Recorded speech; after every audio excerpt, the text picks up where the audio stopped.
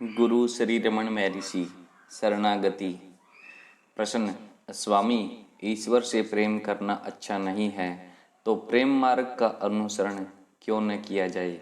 उत्तर, किसने कहा है कि आपको उसका अनुसरण नहीं करना चाहिए? लेकिन जब आप प्रेम की बात करते हैं तो वहाँ द्वैत है कि नहीं?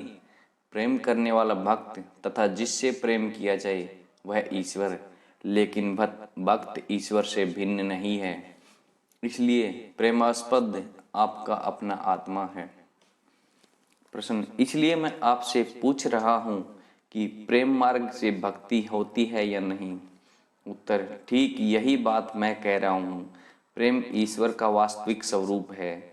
मैं इसे या उसे प्रेम नहीं करता, ऐसा कहते हुए आप जब वस्तुओं का त्याग करते हैं तब जो शेष रहता है वह स्वरूप है, वह आत्मा का सच्चा स्वरूप है, वह विशुद्ध आनंद है।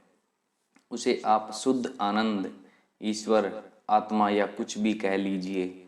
वह भक्ति है, वह ज्ञान है एवं सब कुछ है। इस तरह जब आप सबका त्याग करते हैं तो शेष केवल आत्मा रहता है। वह सच्चा प्रेम है जो इस प्रकार प्रेम का रहस्य जानता है। वह संपूर्ण विश्व को प्रेम रूप देखता है। चैतन्य का विस्मरण न होने का अनुभव भक्ति की अवस्था है। यह अवस्था कभी कम न होने वाले सच्चे प्रेम का संबंध है, क्योंकि आत्मा का अविभाज्य परमानंद के रूप में प्रकाशित होने वाला ज्ञान प्रेम के सच्चे स्वरूप में सर्वत्र प्रसारित हो जाता है। यदि मनुष्य प्रेम के सत्य को जान लेता है, जो कि आत्मा का वास्तविक स्वरूप है, तो जीवन की उलझी हुई गुत्थी सुलझाई जा सकती है। प्रेम की सर्वोच्च अवस्था प्राप्त करके ही मुक्ति मिलती है। सब धर्मों का यही हार्द है, मर्म है। आत्म अनुभव केवल प्रेम है, अर्थात प्रेम को देखना है, प्रेम को सुनना है, प्रेम का ही अनुभव करना है, प्रेम का ही स्वाद तथा सुगंध लेना है। यही अखंड आनंद है। प्रश्न, मुझे भक्ति प्राप्त करने की इच्छा है, भक्ति बढ़ती रहे यही कामना है। मेरे लिए साक्षात्कार का विशेष महत्व नहीं है, भक्ति में दृढ़ता चाहिए। उत्तर, यदि भक्ति की अभिप्सा है तो साक्षात्कार आपके न चाहने पर भी आपको प्राप्त होगा। भक्ति की अभिप्सा की तीव्रता में चित्त पिघलना चाहिए। कपूर जलने पर कुछ शेष नहीं रहता, चित्त कपूर है। जब कुछ भी शेष रखे बिना चित्त आत्मा में विलीन हो जाए तो उसे आत्म साक्षात्कार कहते हैं। प्रश्न, मुझे मूर्ति में ध्यान में श्रद्धा है, वह मुझे ज्ञान प्राप्त नहीं कराएगा? उत्तर, अवश्य कराएगा। उपासना में चित्त एकाग्र होता है, तब चित्त दूसरे विचारों से मुक्त तथा ध्यान मूर्ति से भर जाता है। मन ध्येय के एक रूप होकर अत्यंत शुद्ध हो जाता है। तब सोचिए कि उपासक कौन है? उत्तर है मैं या आत्मा। इस प्रकार अंत में आत्म प्राप्ति होती है। निर्विचार चित्त से निराकार सत्य की पूजा श्रेष्ठ है, लेकिन जब मनुष्य ऐसी निराकार पूजा के योग्य नहीं होता तब केवल मूर्ति पूजा करना उचित है। निराकार पूजा केवल उन लोगों के लिए संभव है जो देह आत्म भाव रूप अहंकार से मुक्त हैं।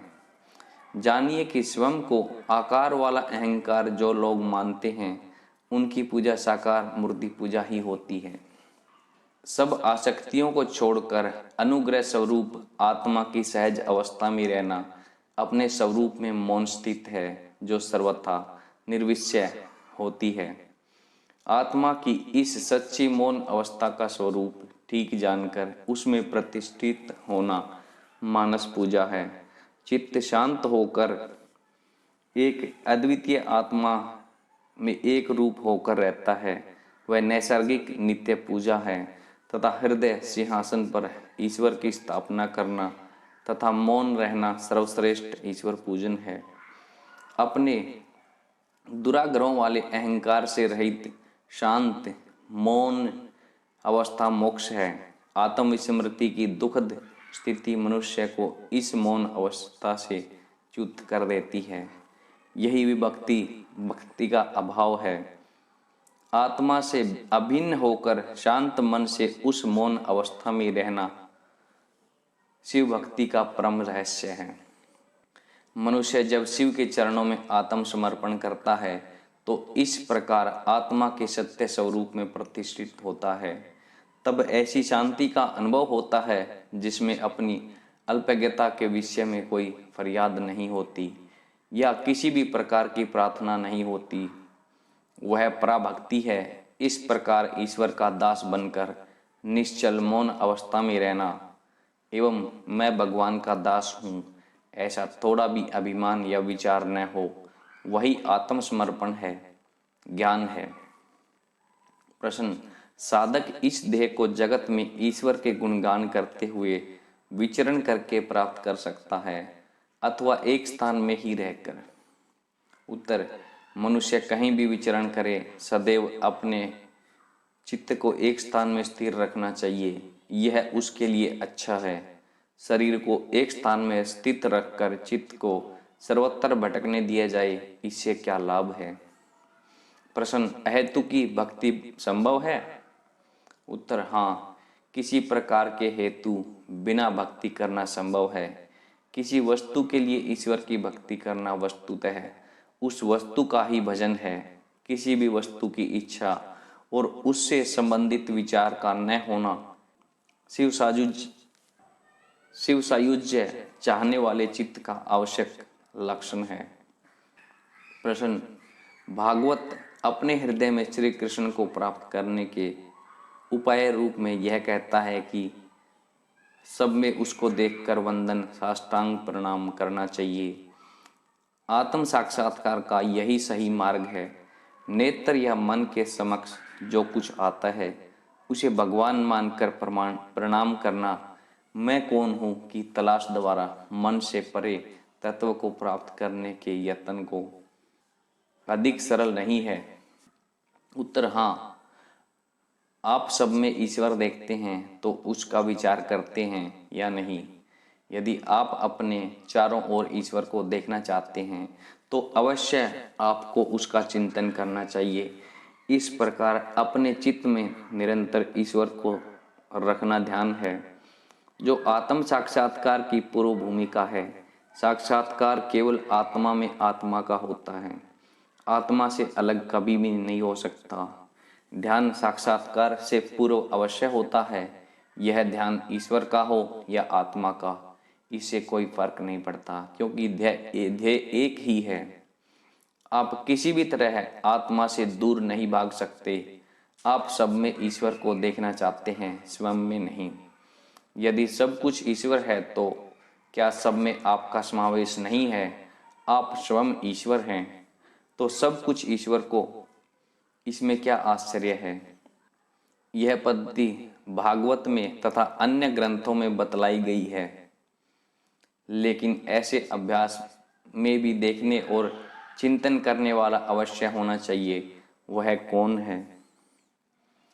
प्रश्न, सर्वव्यापक ईश्वर को कैसे देखा जा सकता है? उत्तर, ईश्वर को देखने का अर्थ है ईश्वर होना। ईश्वर से भिन्न सब कुछ नहीं है। जिसमें उसे व्यापक होना पड़े वह अकेला ही है। प्रश्न, भक्त को ईश्वर की आवश्यकता है जिसकी वह भक्ति कर सके। क्या उसे यह उपदेश करना चाहिए कि भक्त और भगवान नहीं, केवल एक आत्मा है? उत्तर, यह सच है कि साधना के लिए ईश्वर आवश्यक है, लेकिन भक्ति मार्ग में भी साधना का लक्ष्य पूर्ण आत्मसमर्पण के पश्चात ही प्राप्त होता है। इसका अर्थ अहंकार के विलीनीकरण के पश्चात आत्मा के वह जैसा हमेशा है वैसा रहने के अलावा और क्या है? मनुष्य कोई भी मार्ग पसंद करे, मैं अपरिहार्य रूप में होता है। मैं जो निष्काम कर्म करता है, मैं जो अनुभव करता है कि वह मालिक से अलग हो गया है और उससे मिलना चाहता है, मैं जो महसूस करता है कि वह अपने सच्चे स्वरूप से च्युत हो गया है, इत्यादि इस मैं का मूल अवश्य ढूंढ निकालना होगा, तब सारे प्रश्न सुलझ जाएंगे। गुरु श्री रमन महर्षि। शरणागति। प्रश्न। भागवत अपने हृदय में श्री कृष्ण को प्राप्त करने के उपाय रूप में यह कहता है कि सब में उसको देखकर वंदन साष्टांग प्रणाम करना चाहिए। आत्म साक्षात्कार का यही सही मार्ग है। नेत्र या मन के समक्ष जो कुछ आता है उसे भगवान मानकर प्रणाम करना मैं कौन हूँ की तलाश द्वारा मन से परतत्व को प्राप्त करने के यत्न से अधिक सरल नहीं है। उत्तर। हाँ, आप सब में ईश्वर देखते हैं तो उसका विचार करते हैं या नहीं? यदि आप अपने चारों ओर ईश्वर देखना चाहते हैं तो अवश्य आपको उसका चिंतन करना चाहिए। इस प्रकार अपने चित्त में निरंतर ईश्वर को रखना ध्यान है, जो आत्म साक्षात्कार की पूर्व भूमिका है। साक्षात्कार केवल आत्मा में आत्मा का होता है, आत्मा से अलग कभी भी नहीं हो सकता। ध्यान साक्षात्कार के पूर्व अवश्य होता है। यह ध्यान ईश्वर का हो या आत्मा का, इसमें कोई फर्क नहीं पड़ता, क्योंकि ध्येय एक ही है। आप किसी भी तरह आत्मा से दूर नहीं भाग सकते। आप सब में ईश्वर को देखना चाहते हैं, स्वयं में नहीं। यदि सब कुछ ईश्वर है तो क्या सब में आपका समावेश नहीं है? आप स्वयं ईश्वर हैं तो सब कुछ ईश्वर हो, इसमें क्या आश्चर्य है? यह पद्धति भागवत में तथा अन्य ग्रंथों में बताई गई है। लेकिन ऐसे अभ्यास में भी देखने और चिंतन करने वाला अवश्य होना चाहिए। वह कौन है? प्रश्न। सर्वव्यापक ईश्वर को कैसे देखा जा सकता है? उत्तर। ईश्वर को देखने का अर्थ है ईश्वर होना। ईश्वर से भिन्न कुछ नहीं है, सब कुछ नहीं है। जिसमें उसे व्यापक होना पड़े वह अकेला ही है। प्रश्न। भक्त को ईश्वर की आवश्यकता है जिसकी वह भक्ति कर सके। क्या उसे यह उपदेश करना चाहिए कि भक्त और भगवान नहीं, केवल एक आत्मा है? उत्तर। यह सच है कि साधना के लिए ईश्वर आवश्यक है, लेकिन भक्ति मार्ग में भी साधना का लक्ष्य पूर्ण आत्मसमर्पण के पश्चात ही प्राप्त होता है। इसका अर्थ अहंकार के विलीनीकरण के पश्चात आत्मा के वह जैसा हमेशा है वैसा रहने के अलावा और क्या है। मनुष्य कोई भी मार्ग पसंद करे, मैं अपरिहार्य रूप से होता है।